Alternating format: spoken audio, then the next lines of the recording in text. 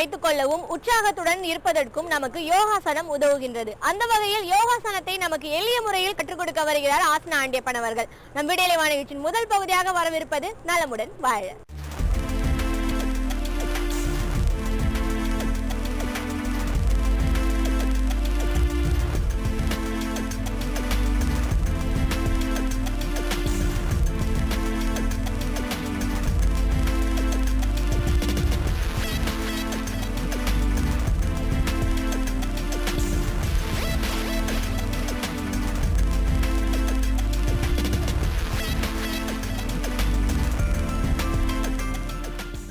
என் அருமை உலகத்தமிழ் மக்களே, தாய்மார்களே, பெரியோர்களே, சிறார்களே, என் அருமைச் சீடர்களே, உங்கள் அனைவருக்கும் என் இனிய காலை வணக்கம்.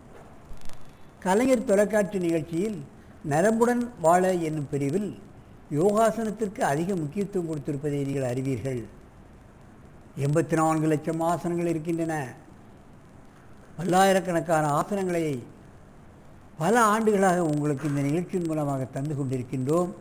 ஒரு கஷ்டமான ஆசனம், ஏகபாத பச்சிமொத்த ஆசனத்தை செய்ய போகிறார் யோகானந்த் அவர்கள்.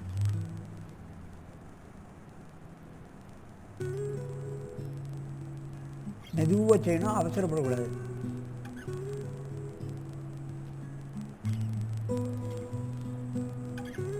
முப்பத்தி 4 வயதாக போகிறது. இந்த ஆசனத்தை எவ்வளவு அற்புதமாக செய்கிறார்கள் என்பதை பார்க்க வேண்டும். பாருங்கள், பச்சிமத்தாசனம் கஷ்டம், ஏகபாதாசனம் கஷ்டம். இது ரெண்டையும் சேர்த்து செய்கிறார். ஏகபாத பச்சிமொத்த ஆசனம் பந்துக்கிண்ணமுட்டு குலைவாக அமையும். பச்சிமொத்தாசனம் செய்கின்ற காரணத்தினால் முதுகெலும்பு குலைவாகிறது, இடுப்பெலும்பு குலைவாகிறது, பந்துக்கிண்ணமுட்டு குலைவாகிறது. பேங்கிரியா சீரண கருவிகள் அத்தனையும் சீராக அமைகின்றது. மெதுவாக ஆசனத்தை எழுந்திருங்கள். இந்த ஆசனத்தை கலையுங்கள். நீண்ட மூச்சு வாங்கிக் கொள்ளுங்கள். இப்பொழுது இடது காலை மடக்கி செய்யுங்கள். அதுக்கு மாற்றாசனம், வலது காலை போட்டால் இடது காலை போட்டு செய்ய வேண்டும்.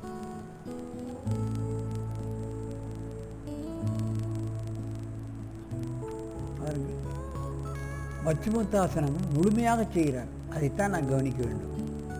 ஏகவாத ஆசனத்தையும் முழுமையாக செய்கிறார். 2 ஆசனத்தையும் சேர்த்து செய்கிறார். அது மிகவும் கடினம். ஏகபாத பச்சிமொத்தாசனம் ஈரணக்கருவிகளை சரியாக இயங்க வைக்கும். குறிப்பாக பேங்கிரியாஸ் என்னும் உறுப்பு சரியாக இயங்கும். டயபெட்டிக் நோயை கட்டுப்படுத்தக்கூடிய அற்புதமான ஆசனம். நீண்ட மூச்சை இழுத்துக் கொள்ளுங்கள். அப்படியே இப்பொழுது இந்த பக்கமாக திரும்புங்கள். இடது பக்கமாக முதலில் வலது காலை போட்டு செய்யுங்கள். பக்கவாட்டில் செய்ய போகிறார், நீங்கள் பார்க்க வேண்டும்.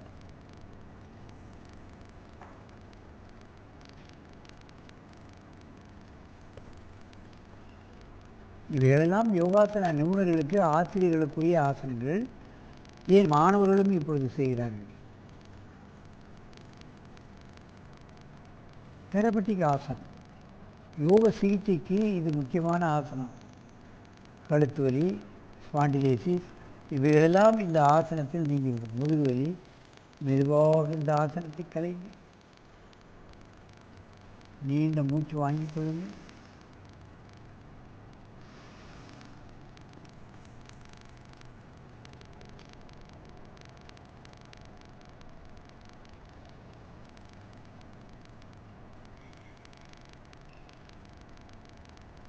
முழுமையாக அற்புதமாக எவ்வளவு நேரம் வேண்டுமானாலும் நான் இந்த ஆசனத்தில் இருப்பேன் என்று சொல்லிக் கொண்டிருக்கின்றார்.